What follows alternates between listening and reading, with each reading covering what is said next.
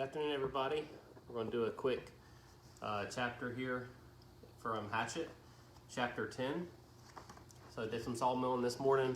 Wasn't able to get on before I got that all started. So let's go ahead and start chapter 10. Chapter 9, he got fire going and, hey Michelle, and yeah, so I mean, that's a huge accomplishment that he had. He could not at first leave the fire. It was so precious to him, so close and sweet, a thing, a yellow and red flame brightening the dark interior of the shelter, the happy crackle of the dry wood as it burned, that he could not leave it.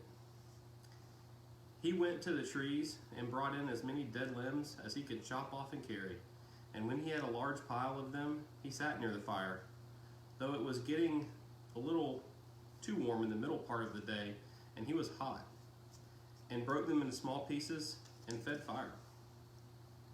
I will not let you go out, he said to himself, to the flames, not ever. And so he sat through a long part of the day, keeping the flames even, eating from his stock of raspberries, leaving to drink from the lake when he was thirsty. In the afternoon, toward the evening, with his face smoke smeared and his skin red from the heat, he finally began to think ahead and what he needed to do. He would need a large pile to get through the night, and it would be almost impossible to find wood in the dark, so he had to have it all in and cut and stacked before the sun went down. Brian made certain the fire was banked with new wood, and then went out of the shelter and searched for a good fuel supply. Up the hill from the campsite, the same windstorm that had left him a place to land the plane, had that only been 3 or 4 days ago, he dropped 3 large white pines across each other. There's some spelling errors or some word errors in that paragraph. Something's not making sense. They were dead now, dry and filled with weather dry dead limbs, enough for many days. He chopped and broke and carried wood back to the camp, stacking the pieces under the overhang until he had what he thought would be an enormous pile, as high as his head and 6 feet across at the base. Between trips, he added small pieces to the fire to keep it going, and on one of the trips to get wood, he noticed an added advantage of the fire. When he was in the shade of the trees breaking limbs, the mosquitoes swarmed on him as usual, but when he came to the fire, or just near the shelter where the smoke eddied and swirled, the insects were gone. It was a wonderful discovery. The mosquitoes had nearly driven him mad, and the thought of being rid of them lifted his spirits. On another trip, he looked back and saw the smoke curling up through the trees and realized, for the first time, that he now had the means to make a signal. He could carry a burning stick and build a signal and perhaps attract attention, which meant more wood, and still more wood. There did not seem to be an end to the wood he would need, and he spent all of the rest of the afternoon into dusk making wood trips. At dark, he settled in again for the night, next to the fire, with a stack of short pieces ready to put on, and he ate the rest of the raspberries. During all the work of the day, his leg had loosened, but it still ached a bit, and he rubbed it and watched the fire and thought for the first time since the crash that he might be getting a handle on things, might be starting to do something other than just sit. He was out of food, but he could go look tomorrow, and he could build a signal fire tomorrow and get more wood tomorrow. The fire cut the night coolness and settled him back into sleep, thinking of tomorrow.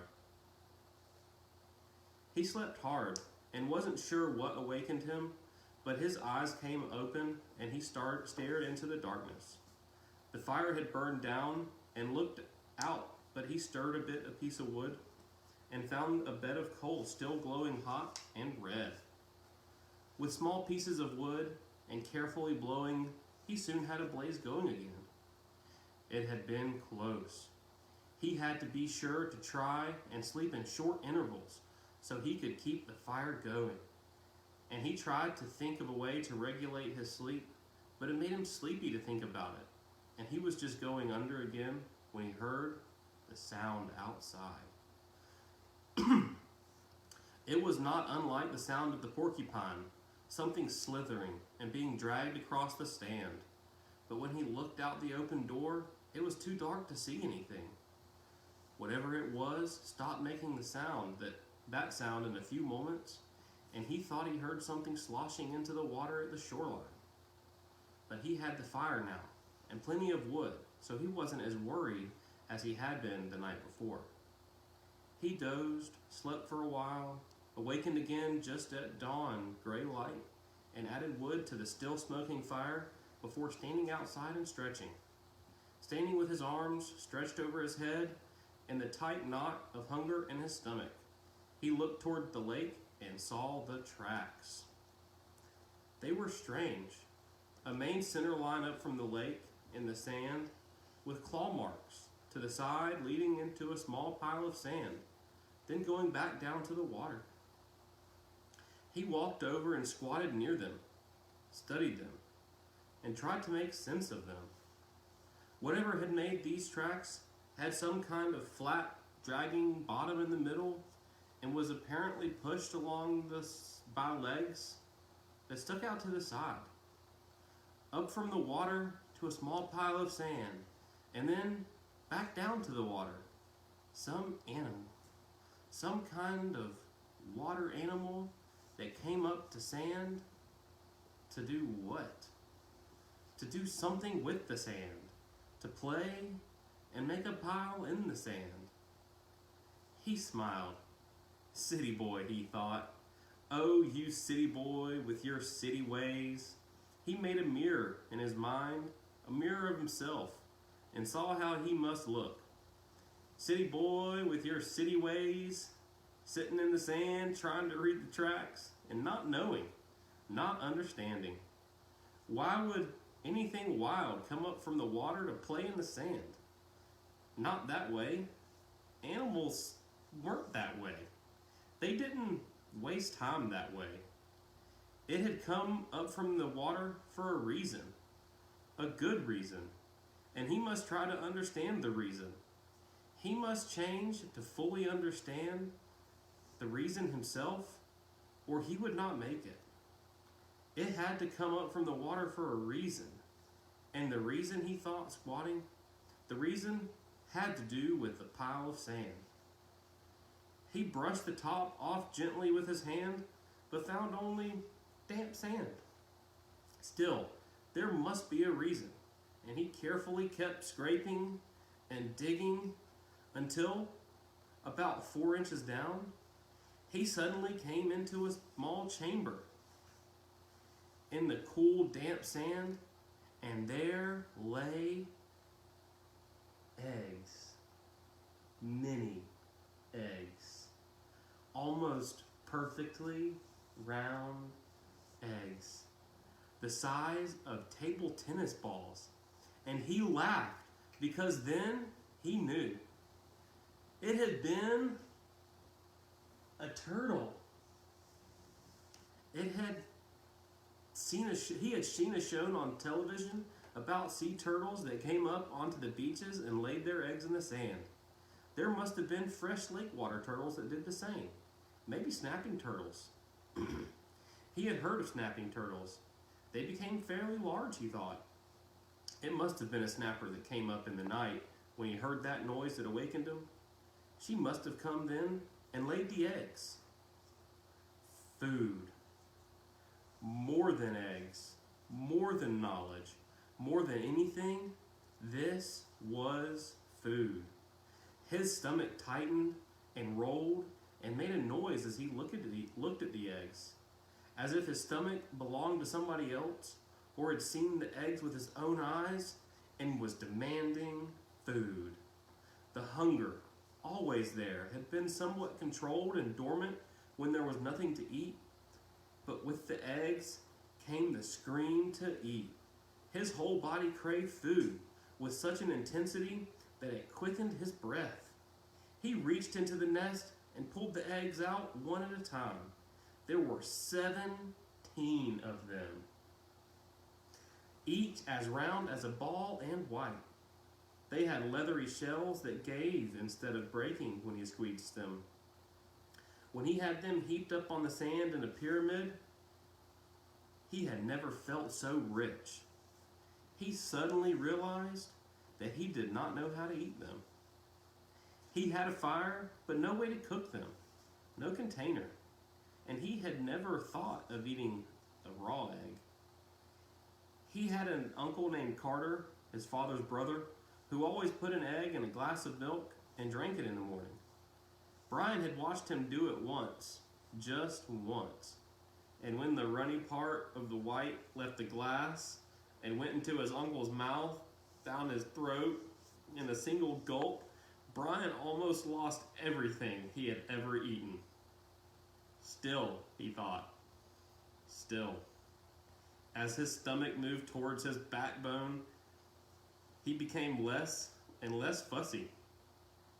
Some natives in the world ate grasshoppers and ants, and if they could do that, he could get a raw egg down. He picked one up and tried to break the shell and found it surprisingly tough. Finally, using the hatchet, he sharpened a stick and poked a hole in the egg. He widened the hole with his finger and looked inside. Just an egg. It had a dark yellow yolk and not as much white as he thought there would be. Just an egg. Food. Just an egg he had to eat. Raw. He looked out across the lake and brought the egg to his mouth and closed his eyes and sucked and squeezed the egg at the same time and swallowed as fast as he could. Ugh! It had a greasy, almost oily taste, but it was still an egg. His throat tried to throw it back up. His whole body seemed to convulse with it, but his stomach took it, held it, and demanded more. The second egg was easier, and by the third one, he had no trouble at all. It just slid down. He ate 6 of them, could have easily eaten all of them and not been full. But a part of him said to hold back, save the rest. He could not now believe the hunger. The eggs had awakened it fully, roaringly, so that it tore at him.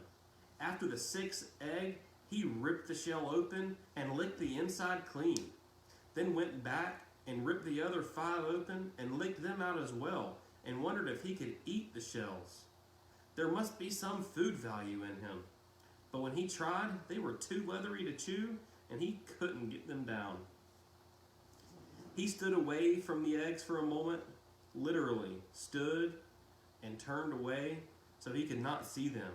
If he looked at them, he would have to eat more. He would store them in the shelter and only eat 1 a day. He fought the hunger down again, controlled it.